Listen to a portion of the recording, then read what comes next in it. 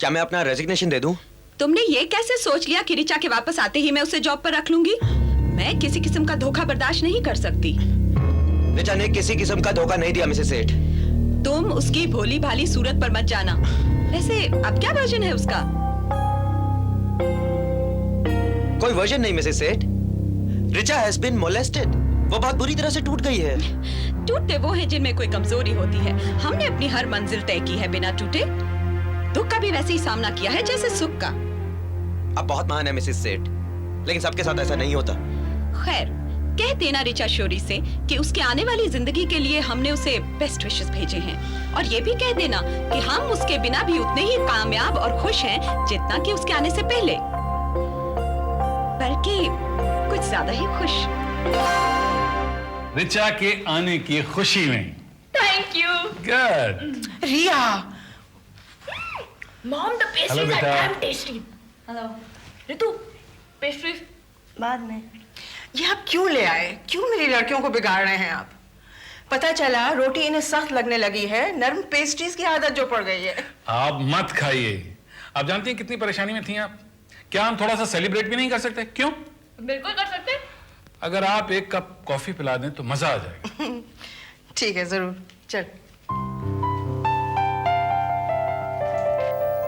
Uncle, the pastries are really tasty. लो बेटे। Thank you.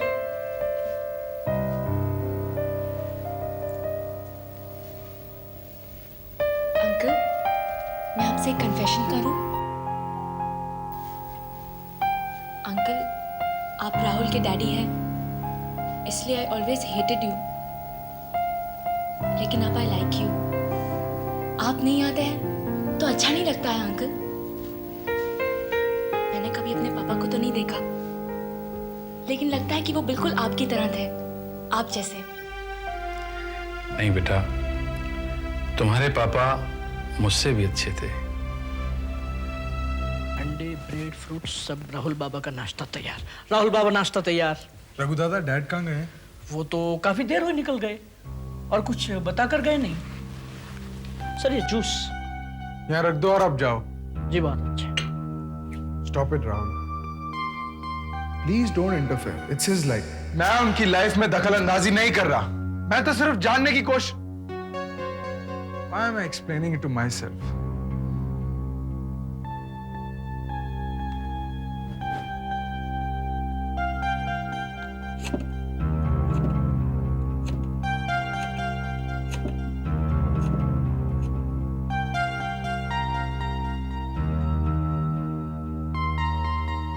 Hello hello. Shorey house, yes क्या मैं मिस्टर सेठ से बात कर सकता हूँ? जी, एक मिनट, मैं उन्हें अभी बुलाती हूँ। फिर वही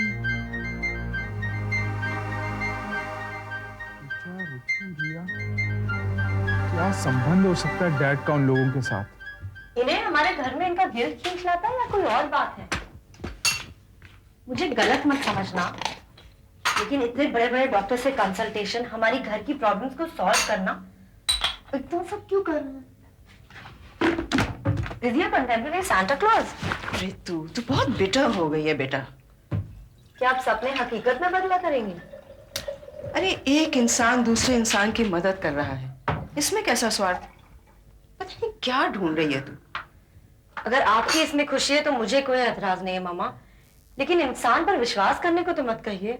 बहुत साल के बाद एक सूरज निकला है, वो सूरज जो नजरों का भ्रम नहीं है। एक सूरज जो विश्वास और यकीन से पैदा किया है हमने, वो जो चमकता है अपने तेज से। वो सूरज जो रंग देता है दूसरों को अपनी सुनहरी रोशनी से। वो सूरज जिसमें कोई छल कपट भुलावा नहीं। बहुत साल बाद एक सूरज निकला है। Uncle, I don't really like you. I love you, uncle. Are you sure? I really mean it. Let's go for a date. दादा, मैं तुम्हारी बिटिया को डेट पर ले जाना चाहता हूँ। May I have your permission for that, please? सिर्फ तभी जब आप इसकी हिंदी लिटरेचर की क्लासें लेंगे। वो किसी तरह पास हुई है, और आप तो हमेशा हिंदी में टॉप करते थे। आपको कैसे मालूम? रितु, रिचा ने बताया होगा, उससे जिक्र हुआ था इस बारे में। हाँ, रिचा ने ही बताया था।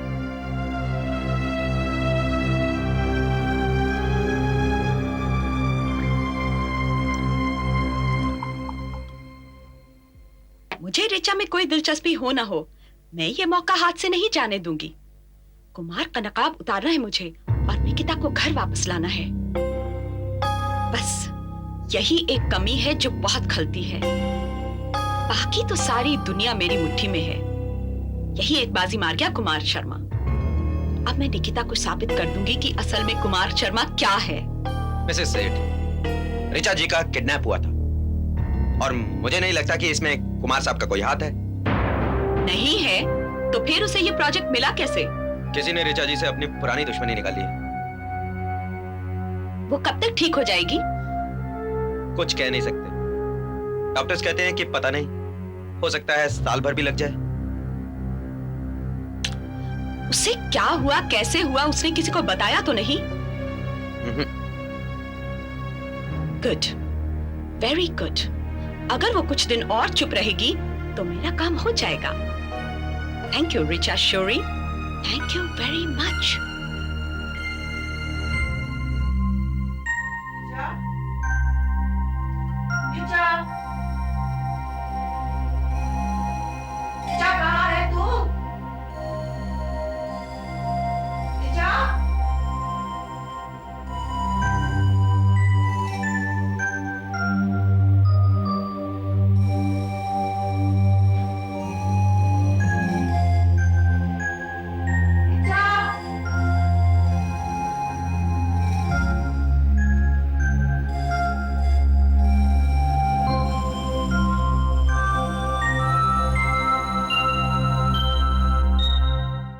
डैड मॉम को धोखा कैसे दे सकते हैं? राहुल, तू शक के बिना पे कैसे डैड पे इल्जाम लगा सकता है? मैं शक के बिना पे नहीं बोल रहा। डैड वहाँ हर रोज जाते हैं निकी। तो तुझे अपनी आजादी इतनी प्यारी है, लेकिन किसी दूसरे की आजादी का सम्मान नहीं कर सकता तू? मैं किसी से बंधा नहीं हुआ और मेरी कोई बीवी भी नहीं है। And I'm not committed to a family.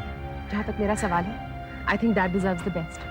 उन्होंने सारी जिंदगी अपनी हर जिम्मेदारी, अपना हर फर्ज निभाया है। अब हमारा फर्ज बनता है कि हम उनको उनका थोड़ा सा वक्त वापस लौटा दें, जिसमें वो जो जी चाहे कर सकते हैं। How can you talk about your dad like this, Nikki? तुम ये सब इसलिए कह सकती हो ना, क्योंकि वो तुम्हारे असली फादर नहीं है। I'm really sorry. शायद तुम ठीक कह रहे हो। मेरे प्यार में एक ऑब्जेक्टिविटी आ गई है जो पहले नहीं थी। मैं उनको सिर्फ डैड की तरह नहीं, एक इंसान की तरह भी देख सकती हूँ। सालों साथ रहने के बाद भी कभी दो इंसानों को एक दूसरे से कुछ नहीं मिल सकता।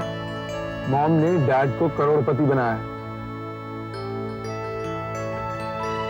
जब जिंदगी की शाम हो जाती है ना राहुल, तो इंसान कुछ और ढूंढता है। वो पैसा, शोहरत, ऐशो आराम, उसके अलावा कुछ और चाहता है। डैड की दुनिया अलग दुनिया थी, कविता की दुनिया, कला की दुनिया। I don't sympathize with him. उन्होंने खुद अपनी कला को इस शेयर मार्केट में बेचा है। तब मजबूरी थी, अब नहीं है। क्या उनको हक नहीं बनता कि वो अपनी जिंदगी फिर अपने तरीके से महज काटे नहीं जिए? Give him a chance, Rahul. Don't be so selfish. Mom तुम्हें राहुल से मिलने को मना करती थी ना, क्योंकि वो बात बात पर तुम्हें प्रेजेंट देता था। और अब क्या हुआ? अब तुम मुस्कुरा मुस्कुरा कर प्रेजेंट ले रही हैं। I just can't believe it कि मॉम भी इन चीजों से इंप्रेस हो सकती हैं। I'm really disappointed with her. Ritu, आखिर तू कहना क्या चाहती है? कि मॉम का इस उम्र में दिमाग चल गया है। Ritu, how can you talk like this about your mom? तुझे पता है ना कि वो रिचा दी को लेकर कितनी परेशान थी। अगर अंकल ने उनकी आधी परेशानी नहीं बांटी होती ना, तो वो घुट घुट कर मर जाती। वही तो, रिचा दी इस घर में जिंदा लाश की तरह पड़ी है और वहां मॉम को कोई फिक्र ही नहीं है। तू मामा को एक त्याग की मूर्त क्यों बनाना चाहती है? वो भी तो एक इंसान है ना रितु। अगर वो दो पल नहीं हंसेंगी ना, तो वो मर जाएंगी। Ritu, you should be thankful to uncle for being so kind. You know Radha, उस यूरोपियन क्लब जाने के लिए मैंने सूट उधार लिया, टाई किराए पे ली, और जूतों की मैंने परवाह नहीं की। मैंने कहा जूतों की तरफ किसकी निगाह जाती है, और बड़ी शान के साथ चप्पल पहन के मैं जैसे ही वहां पहुंचा तो दरबान की सबसे पहले निगाह मालूम है कहां पहुंची? मेरे पैरों की ओर। मैंने पैरों को बड़ा छुपाने की कोशिश की, लेकिन कहां छुपते थे। हे राम, फिर क्या, बड़े बेआबरू होकर तेरे कूचे से हम निकले। लेकिन एक फायदा हुआ, मैंने उसी दिन कपड़े वापस करके किराए के पैसे बचा लिए। वाह। बहुत साल के बाद अमृता ने उस दरबान को नौकरी से बर्खास्त कर दिया। अरे, उसमें उस बेचारे का क्या कसूर था? वो तो सिर्फ नौकरी निभा रहा था। ये तो अमृता से पूछना होगा। अमृता बदला लेने में बहुत माहिर है। बदला? ऋचा भुगत रही है किसी के बदले की आग की लपट। वो वहां उस हालत में पड़ी है और मैं यहाँ हंसी मजाक कर रही हूँ। राधा, उसके मानसिक, उसके शारीरिक घाव तुम दुखी होकर नहीं भर सकती। मैं नहीं जानती क्या सच है, लेकिन इस वक्त एक पल के लिए भी मेरा खुश होना मुझे पाप लगता है, गुनाह लगता है। हम नॉर्मल होके भी तो इस स्थिति का मुकाबला कर सकते हैं।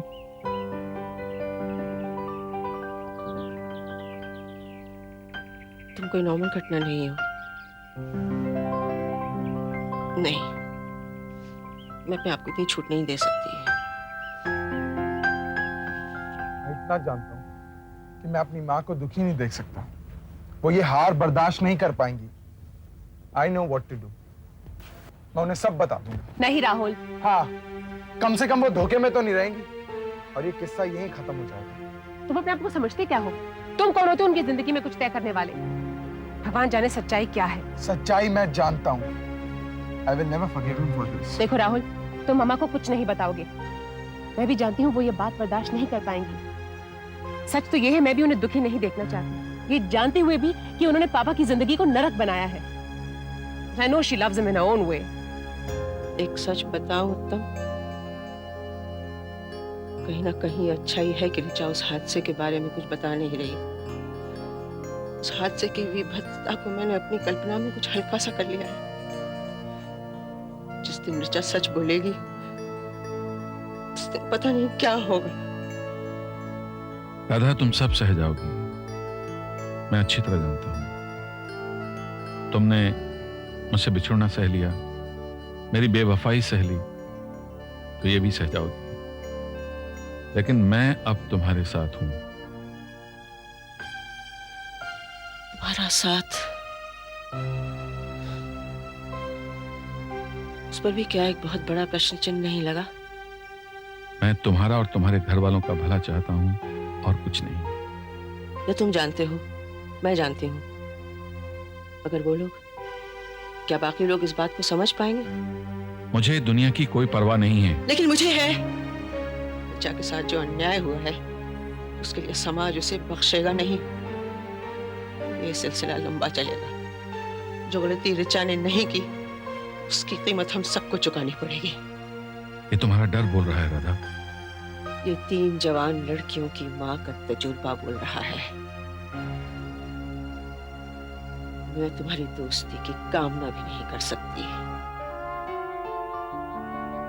मैं ऐसा कुछ भी नहीं कर सकती जिससे कि ऋचा की हालत और बदतर हो जाए।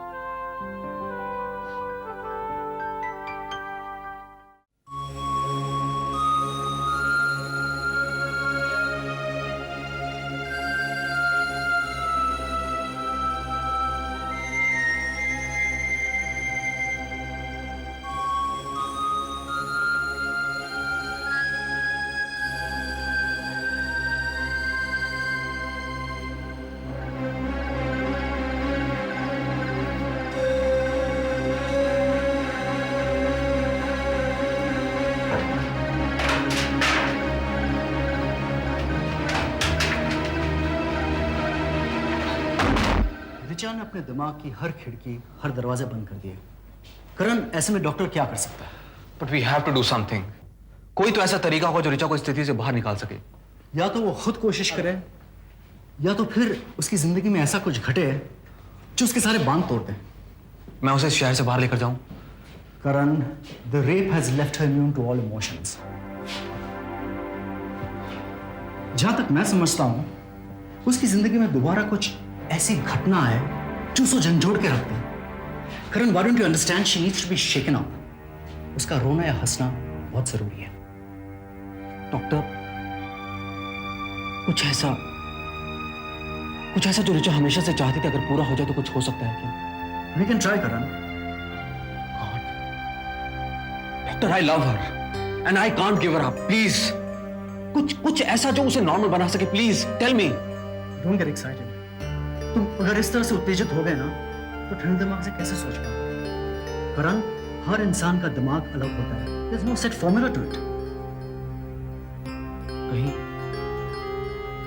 कहीं वो मुझसे नफरत तो नहीं करती ना? वो मुझे जिम्मेदार तो नहीं ठहराती? वो सब कुछ ठुकरा चुकी है. प्रॉब्लम तो ये है कि वो किसी को नफरत भी नहीं कर सकती. करण, उसको एक इतना गहरा सदमा पहुंचा है कि वो कुछ महसूस भी नहीं कर पाती.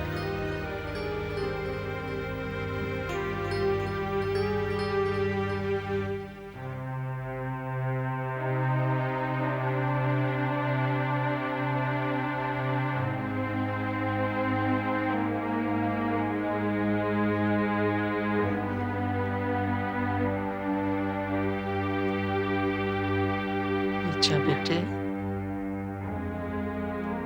कुछ कहना है?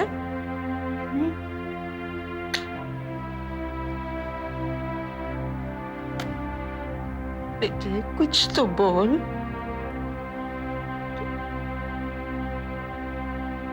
क्यों इस तरह रो रही हो?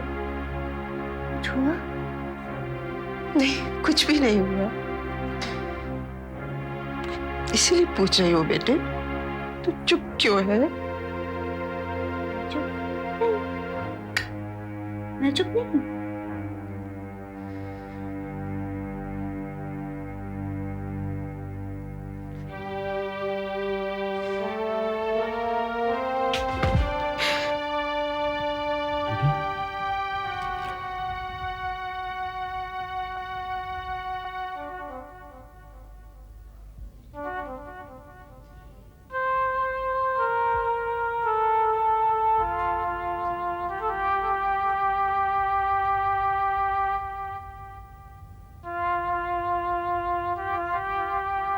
रिचा, मैं तुमसे शादी करना चाहता हूं.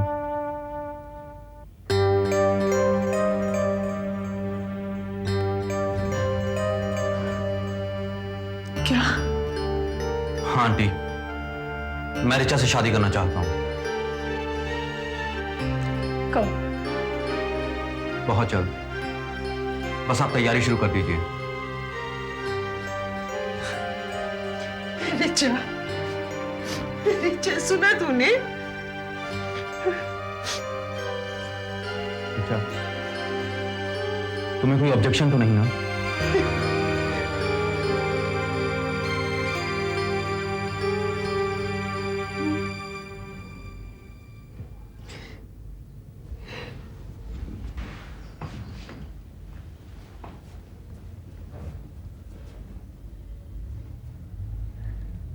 Congratulations, Karan.